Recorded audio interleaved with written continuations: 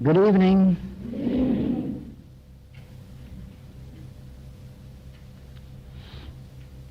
As far as I can remember,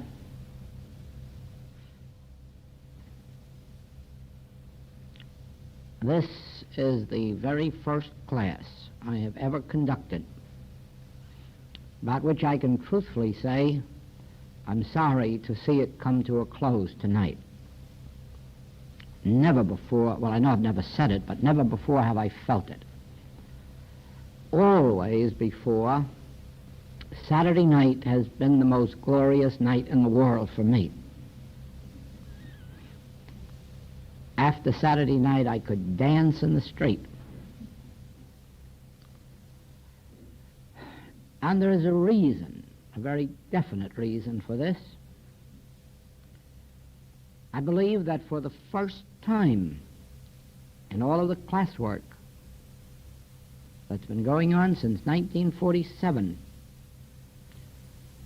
I believe that the principles of the infinite way have been understood by you. And I have never felt that way before. You see, the major principles of the infinite way, and of course truth, you know, is universal, and in mystical truth there is no such thing as an original idea. But in healing principles,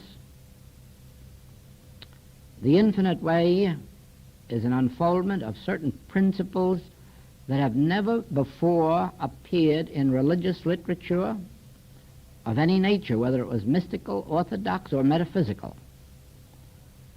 And I have never been able to convey that before, because the students were either listening to me through their Christian Science background or their Unity background or their mental science background, and not able to penetrate through to these specific principles. I know this, that if these principles had been understood by our students, we would have practitioners in every city where students have ever come from. And the only reason we haven't is because these specific principles have not been grasped, have not been understood, and therefore could not be demonstrated. Now,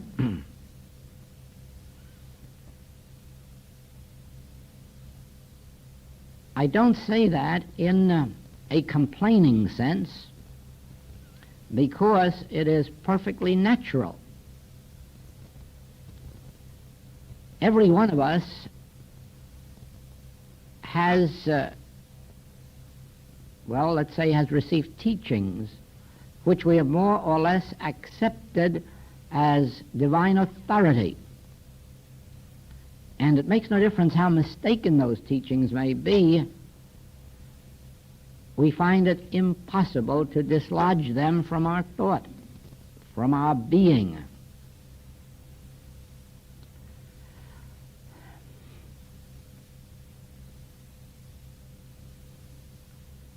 In every message that embraces either mental or spiritual healing,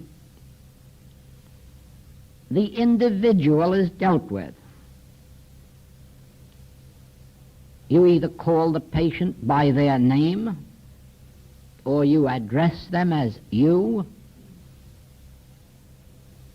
or you seek to uncover the error in their thought, or you point out to them what they lack in qualities. You should be more loving or more grateful or more forgiving, so forth and so forth and so on. Always you. And even in silent and absent treatments, the patient is the one who is being treated. And that follows in every teaching except this one. And the only reason there is an infinite way, the only reason there's an infinite way book, the only reason there's an infinite way activity is that when these principles revealed themselves to me and I was able to do fine work with them, I wasn't able to convey it to those who were reading other literature because they missed the point. Then, after we started and students began coming to lectures and classes, they still read this literature one day and somebody else the next day, and next week somebody else, and probably 3 or 4 on the same day. And so it never became apparent to them that there were certain specific principles that had to be embodied or embraced in their consciousness and practiced. Now it appears, after these many years, that there are, first of all, more students who are confining themselves to the infinite way writings and beginning to perceive these specific principles. Also, there are more students actually practicing these principles in contemplative meditation and in treatments, and therefore, looking out from up here, the atmosphere is clearer. When I first started classwork, our classes lasted 2 weeks, and the reason was that the first 4 nights I made no progress. In front of me were Christian Scientists, Unity students, New Thought students, and I'm sure the Christian Scientists were all waiting for me to begin to hammer away at Mrs. Eddy or the Board of Directors or knock organization, and they had their mental walls up. I don't know what the Unity students or the New Thought ones expected, but I know that I would sit up here and just feel a mental wall out there, and I knew I wasn't getting through. Second night was slightly easier, but the third night there was a letdown and peace began. They began to have confidence that I wasn't sitting up here with snowballs or rocks in my pocket. And by the 4th night we got started into the classwork. But here, the atmosphere all of this week has been completely clear, as if you heard these principles and were responding to them, accepting them. And that's why I feel I could go on, and within another week or two, we'd have this whole thing so clear that we'd probably have to publish a list of practitioners too. You see, in the history of the world, there have been some few hundred people who, by the grace of God, have received spiritual illumination to a sufficient extent to make it possible for us to consider them as mystics. And there have been a few thousand people, or maybe tens of thousands of people, who have, by grace of God, received a touch of the Spirit, and these, of course, represent the saddest element of society. You read about those in Dr. Buck's Cosmic Consciousness, the people who have had one touch of the Spirit and never could regain it again, didn't understand it when it came, didn't grasp the meaning of it or the significance of it, and never again could have the experience repeated. But all the rest of the world has had to go through life without illumination. Now, this isn't necessary, because with an understanding of the truth of being and a consistent living in that principle, the spiritual centers are opened, and it is possible for, if not everybody, at least everyone who earnestly turns to a spiritual teaching, to receive a tremendous measure of light. The degree of that, of course, varies with the individual and with the use they make of it after they receive it. Now,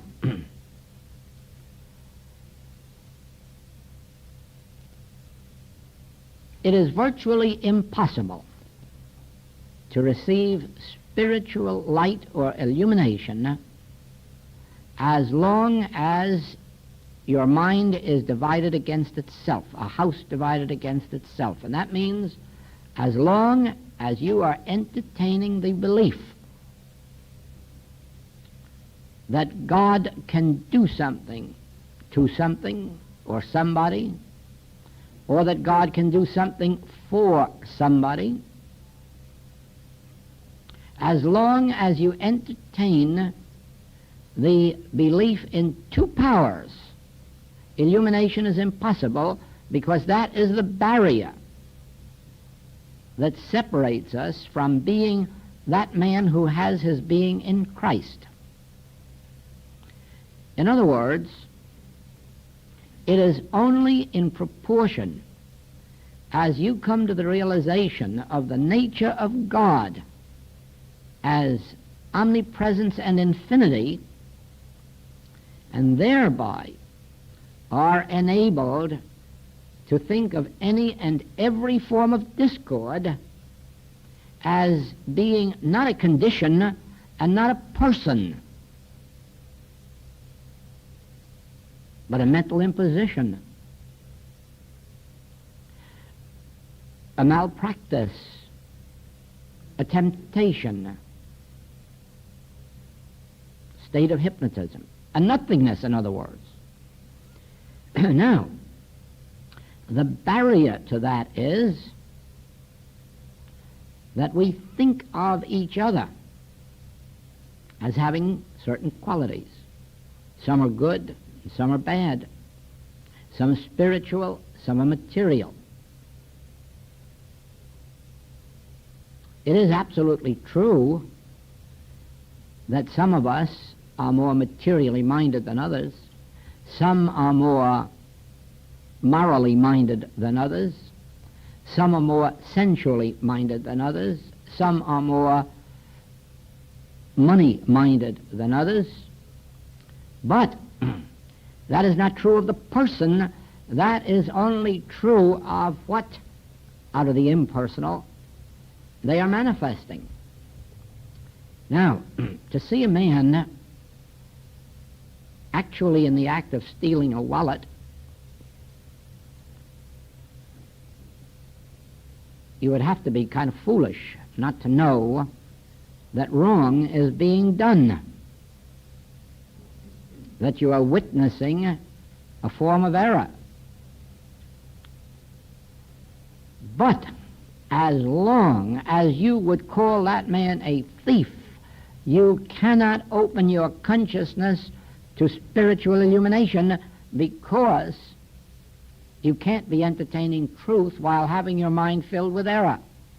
A truth and a lie cannot fill the same space at the same time. Therefore, if you do behold a man in the act of stealing a wallet, be sure that you have no thought about him whatsoever. But remember quickly, yes, this is it, the carnal mind in action. And thereby you have impersonalized it. You've taken it away from the person and placed it out here in space. And the moment you've done that, it dissolves. It has no more avenue of expression.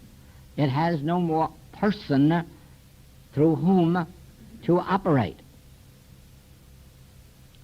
Of course, the next step is, after impersonalization, nothingizing. That is, realizing that a carnal mind could not be constituted of God qualities, or otherwise it would be eternal and immortal and as good as God. Therefore, if it isn't created by God, it wasn't created, and so it can only exist as a state of illusion or a state of belief or a state of hypnotism. And you have completed your treatment. You may or you may not have healed that individual. His own receptivity may have something to do with whether or not that realization heals him. But you would have kept your own mind pure, full of truth, and therefore open to spiritual illumination, which could not have happened while you were holding a person in condemnation. Now,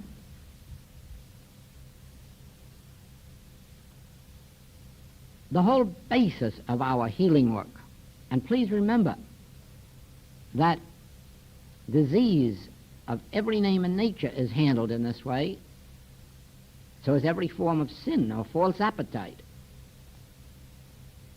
So is unemployment, and marital relations, and employer and employee relations, and capital and labor relations. Unless you are able to hold no one in judgment, you cannot bring about spiritual peace. Now, you might sit at a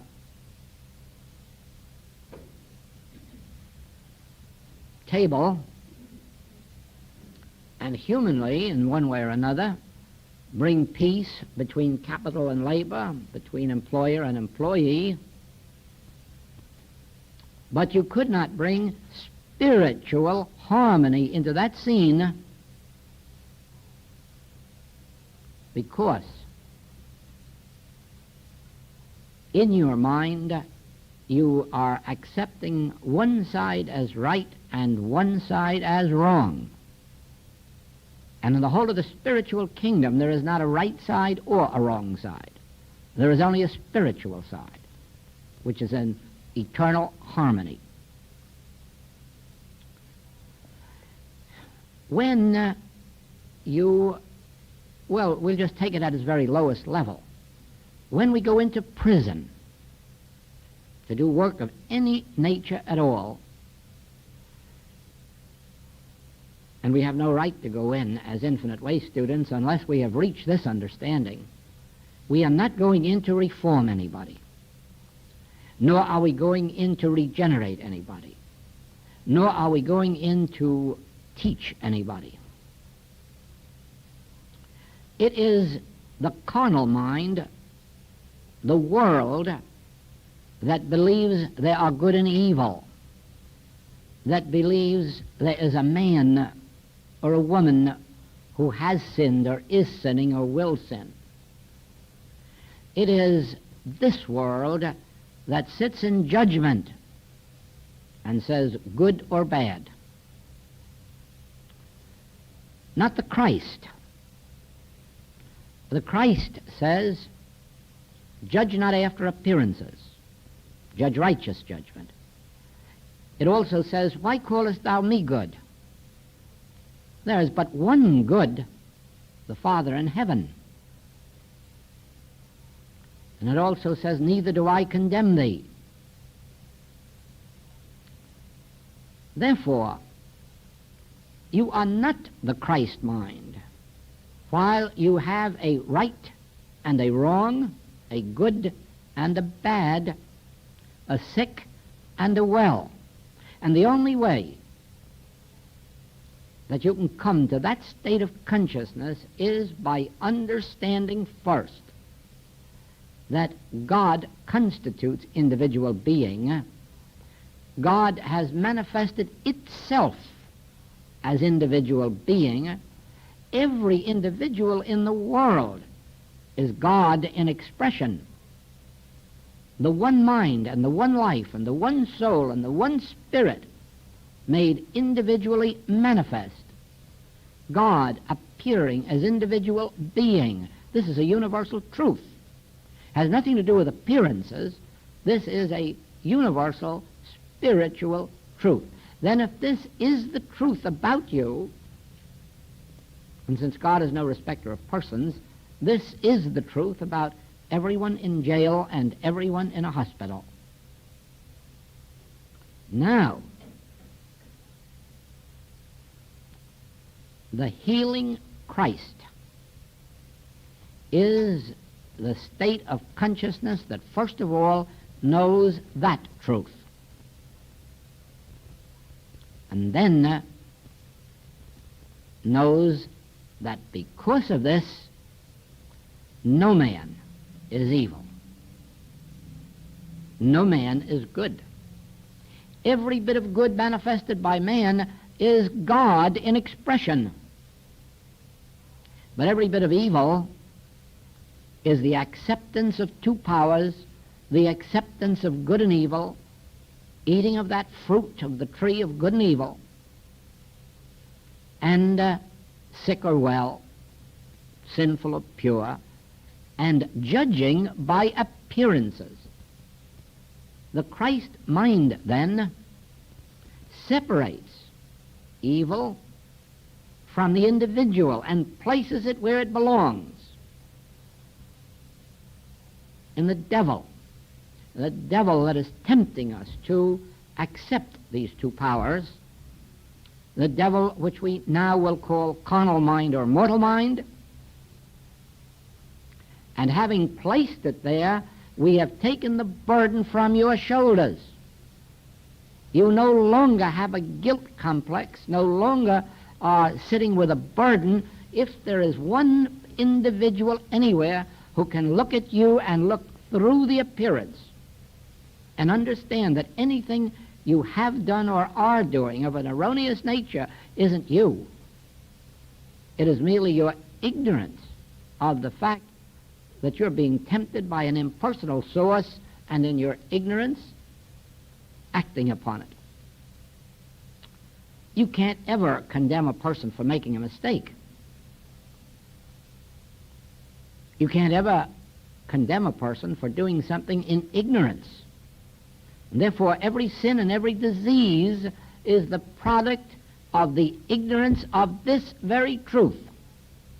God constitutes individual being, and any and every phase of discord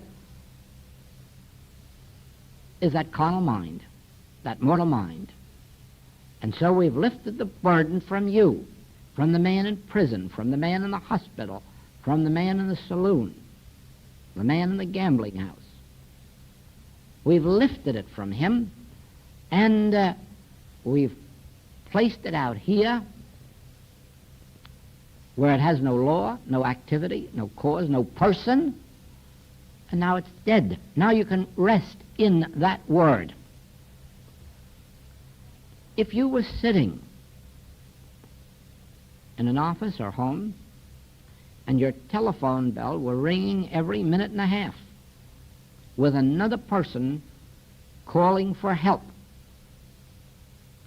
your entire treatment would take place between one call and the next call. And you could keep that up all day and all night. Because no matter what was said to you from out there, you would not be connecting it with a person, but with this impersonal carnal mind. And you would be nothingizing it even while they're talking. Then you'd hang up and rest in that word. Rest until the phone rang about 30 seconds later. And be assured of this. As you become clear on these points, that is what will happen to you. That is what happens to every individual who comes to the Christ state of consciousness. They draw unto themselves all those who want to be released. From what? Condemnation, ignorance, sin, fear, darkness. They are drawn to the light. You don't have to advertise. You don't have to let it be known what you know or what you're teaching. You don't have to wear a robe. Be as you are now and never speak about your religious convictions, and you will still be hunted down. You will still be chased up every alley until you shed the light and share it. And all there is to the Christ mind is the mind of an individual who does not have two powers, who does not sit in judgment or condemnation on any person or thing. It makes no difference what phase of life or facet of life it is. Political, commercial, top capitalist, evil labor union leaders. It makes no difference. They will exist as far as the human scene is concerned, and the sad part is they always will, until we learn to see that man couldn't be evil, man couldn't be selfish, unjust. It's an impossibility. For all there is to man is God made manifest. Ye are the temple of God. Ye are the temple of God. Your body is the temple of God. Your mind is the temple of God. Your being is the temple of God, because God constitutes your being. But we're talking now of every individual on the face of the globe, human, animal, vegetable, mineral. All is God in individual expression. This is the truth. Then, to every appearance, first of all, impersonalize. Don't ever tell anyone that they can be helped if they read 10 pages of a book, or go to church, or tithe, or are grateful, or are loving. It may all work beautifully on the psychological level if a human being could change their nature. Any psychologist or a psychiatrist can tell you what you ought to be and how you will be if you attain it. Just the same as one of our comedians years ago used to tell us that he knew how to cure alcoholism. He had a sure cure for it that couldn't fail. All you have to do when you lift a glass of liquor is open your hand. Well, certainly, you know right well that's a sure cure. But come to the place where you, if you're alcoholic, can open that hand. And so it is, and I've heard this for so many years, if you could just be more loving, if you could just be more forgiving, if you didn't hate your mother-in-law so much, if you were more generous, more grateful, you've missed 3 Sundays in church. Yes, if you read so and so many pages. It's all nonsense, because psychologically it won't work, because no individual can change their nature. Only the activity of the Christ in their consciousness can change their nature. If they try to change it humanly, they are repressing. And when they repress, they explode someday. You can't repress. It's bound to break out. Therefore, to be different than we are, it becomes necessary that the Christ be introduced into our consciousness. And one way of doing that is to find the individual who is willing, not only willing but able, to guide us through whatever experience it is, sin, disease, lack, or death, without criticism, without judgment, without condemnation, without trying to improve us, without moralizing, without preaching, but to be able to hold steadfast in the realization this has nothing to do with you. This is an activity of that carnal mind, that belief in good and evil.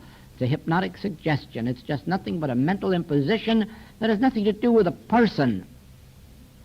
And in the final analysis, it is the fleshly mind, or the arm of flesh, or nothingness, and does not have to be fought or overcome, just recognized for its nothingness, and then rest in that word. Here you have what is actually the secret of the healing work of the infinite way. This is how it is accomplished. It has nothing to do with prayers that try to influence God. It has nothing to do with finding somebody that is so holy that God is going to do something through them that God won't do through someone else. It has to do with specific principles. Now, I can tell you this. The very moment that you fully grasp the idea that all evil is impersonal, that very moment your consciousness is ready to be a transparency through which God appears. The Christ is made manifest. Your consciousness cannot be a transparency while it is double-minded, while it has good and evil in it. It cannot. Or let us say it this way, that since none of us can be wholly pure, that the Christ, we can be a transparency for the Christ in proportion as we are able to impersonalize all evil.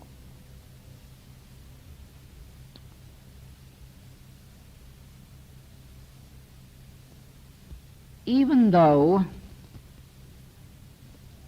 this truth was a part of my consciousness and I was doing healing work with it, I didn't consciously know it as a principle until I had been appointed first reader of Christian Science services in a prison.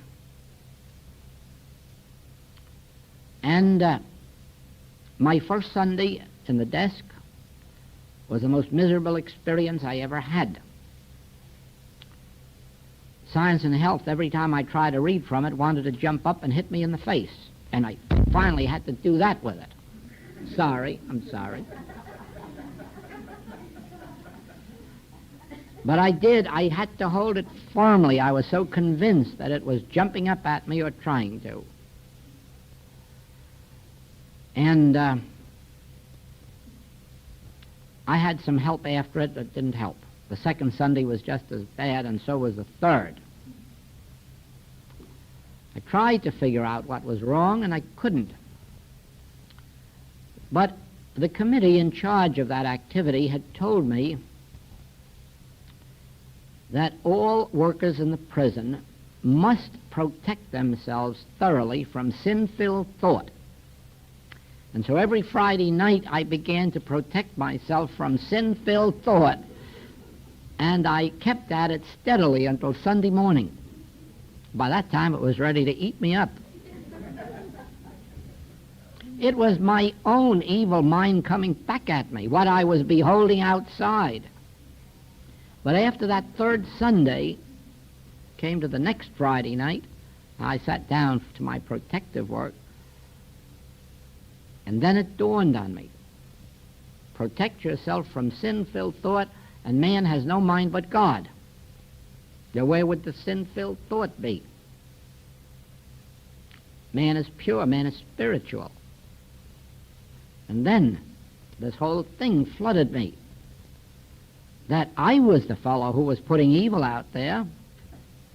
And you can imagine what happened later when I learned that one of the men out there, at least, was completely innocent of any crime at all. I'd been railroaded by an attorney and a judge. And here I was protecting myself from his sin-filled thought.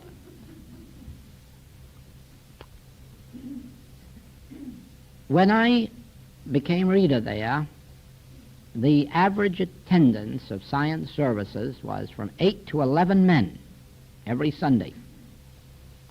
A few months later, we had 77, and at the end of 18 months, we had 200 men in the prison attending science services.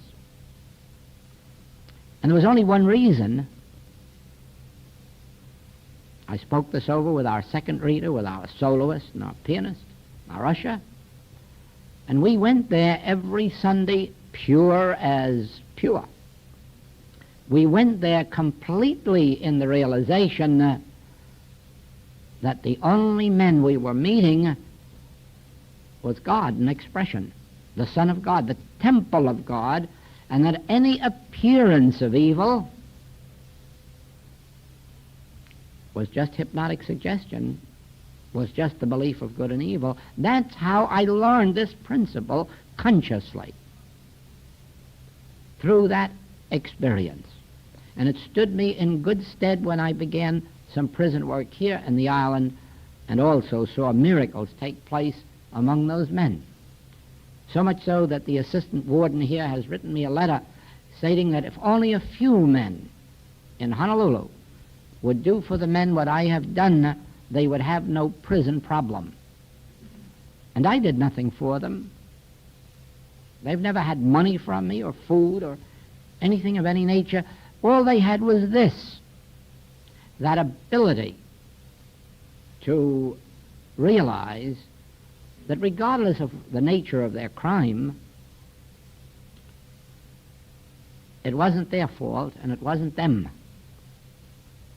In their ignorance, they accepted the temptation, they accepted the mental imposition of all the evil that's floating around in the air. But you see, we do the same thing with disease. We accept the temptation that's in the air. Somebody says there's an epidemic and we have to get sick. We've accepted the temptation. We've accepted the mental imposition, which we have the power to reject. The world doesn't, because it doesn't know the truth of impersonalization. That's why it has no defense against sin or disease, or lack or limitation. It has no defense. It is still being taught that if you just go to church regularly or tithe or pray upstairs, but you see, it all doesn't work. And they do not have this principle. Now, this is the principle through which we function. And this is the reason why our meditations can be successful. And it's also the reason why, when it's not successful, we can know that we're double-minded and we're sitting there in judgment, criticism, condemnation. In other words, we have not fulfilled the teaching of Jesus Christ, which says, when you go to the altar to pray, and there remember that any man has aught against thee, get up first, make thy peace with thy brother, and then return to the altar and offer thy gift. So it is. You can't go into meditation because you can't be at peace as long as you have not purified yourself. And don't forget that you can't purify yourself once and stay that way any more than you can take a bath once and stay clean. Purification is a continuous process. And I don't mean for a year or two, I mean forever as far as I'm concerned. It is a praying without ceasing, because the world mesmerism is terrific, and it will reach through into your consciousness unless you are alert and are able quickly, constantly to impersonalize. Once you can do that, you can meditate, because then your mind is not warring with anybody or anything. The mind will be still if there's no warfare, but there's always warfare if You have two powers. If you have good and evil, if you have desires, if you are still struggling to attain or achieve something, the mind can't be at rest. Now, there isn't any reason, really, to be struggling for anything, especially anything of a spiritual nature, because the struggle will prevent your attaining it. The struggle is mental, and as long as there's a mental activity, you won't have the spirit. It is only when you realize that I already am that the struggle is over. The struggle is all gone if I already am. There, you see, we come back to a mystical truth which is universal. Does not appear only in the infinite way. Actually, it appears in every mystical teaching that has ever been evolved. Every mystic has revealed that I am. I am. I think one of the stories, poems, that has always been very, very close to me is that of a woman mystic, a Muslim. But, and here again you see hypnotism is very strong, the Muslims are taught that if only they can get to Mecca, if only once in their lifetime, they'll be saved forever. Everything is wiped out. Their whole life is lived with God, if only they can get to Mecca just once. And so every year from every part of the Muslim world, there are pilgrimages to Mecca. And so this girl joined such a pilgrimage and had a difficult time of it. They crossed mountains and valleys and streams. They had hot weather and stormy weather and cold weather. They experienced all of the inconveniences of travel that existed a couple of hundred years ago. But eventually they all came to the outskirts of Mecca. Well, of course, everyone then broke into a run to get right into Mecca, and something halted this girl. She stopped and began to think, and finally she dropped to her knees. God, forgive me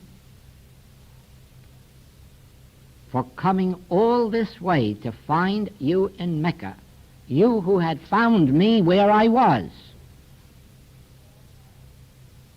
There was no need to travel. The Master said that centuries ago. No longer shall you worship in holy mountains, nor yet in Jerusalem in that holy temple. The kingdom of God is neither low here nor low there. It isn't any place. It's within you. And that realization brings you to the mystical truth. I am. Moses gave that to the world. I am that I am. And after that he was no longer a shepherd. After that he was a leader of men, a spiritual leader, only because of his realization, I am. I am that I am, and I am it now. Jesus repeated that. I am. I am that I am. I am that I am. I am the bread, and I am the wine, and I am the water. I am the life, and I am the resurrection. Not I'm searching, I'm seeking, I'm hoping, I'm praying. Now I've come to the realization I am. That realization that I am makes a shepherd a great leader. That recognition I am makes a Hebrew rabbi the light of the Christian world. It makes no difference what you are or where you are when the realization of I am comes to you. From that moment on, you aren't that person at all. You are the light of your particular world. It really makes no difference where you turn in the mystical writings. The Persian mystics, Muslim mystics, Hindu mystics, Chinese mystics, Japanese mystics, you'll find they all, and the Christian mystics, 12th to the 17th century, they will all give you the same message: I am. Now, in different degrees, that is the entire secret of mysticism, and when that realization is attained, it gives one freedom. And it's the only thing that does give one freedom, because in that I amness, there is no longer a desire for anything or anybody. There's no longer an ambition. There is no longer a strife or a struggle.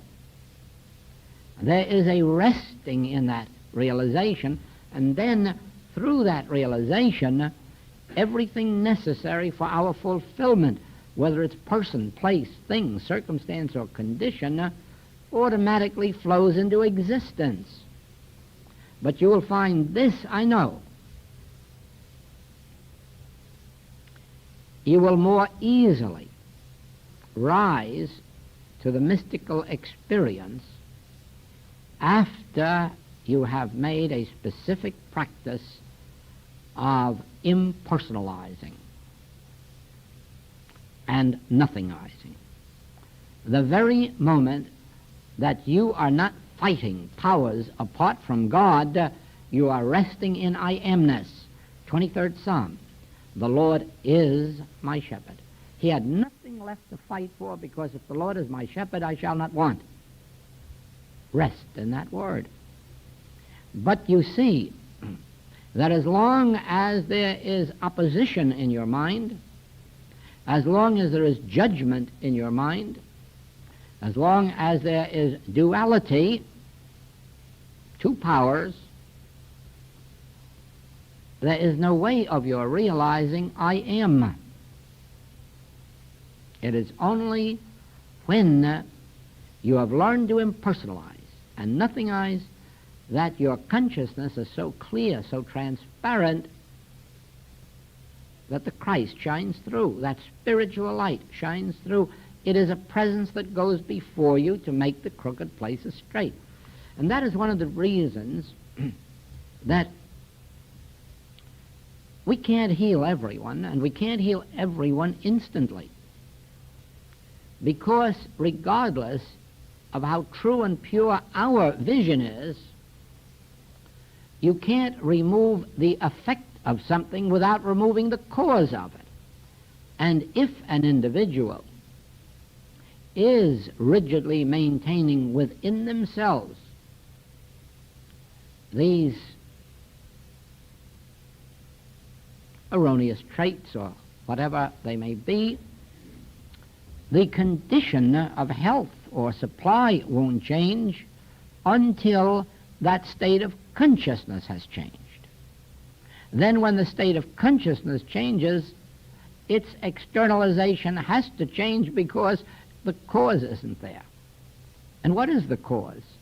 Our ignorance, which makes us accept these two powers, which makes us personalize. In other words, then, most of us can be healed because we are not tenacious in our hates, envies, jealousies, or mad ambitions, regardless of the fact that humanly we all have traits and always have had.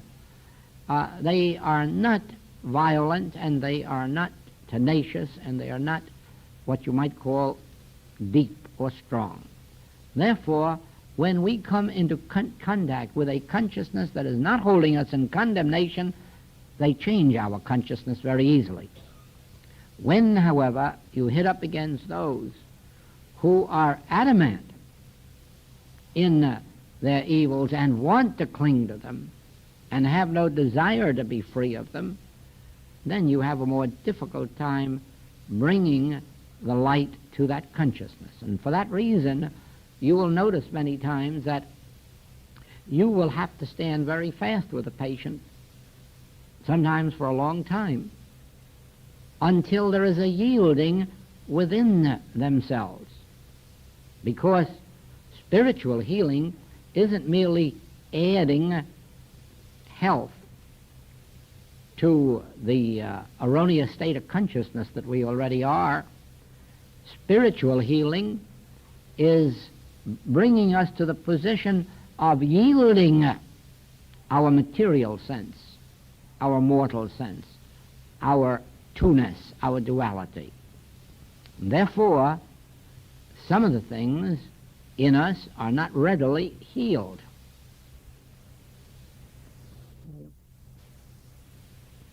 Very often, as students take up a study like this, they find conditions in their body changing and improving, and wonder why one thing or another thing persists while all these other things have cleared up. There's only one answer. They have not yet come to the complete surrender where they are willing to grant that God constitutes your being and you are wholly pure. And that means you and you and you and you. Because when they come to that point, then they find that discords rarely abide in them, except such as we bring upon ourselves by continuous violations of natural law. Well, there you are again, and it's time to rest again.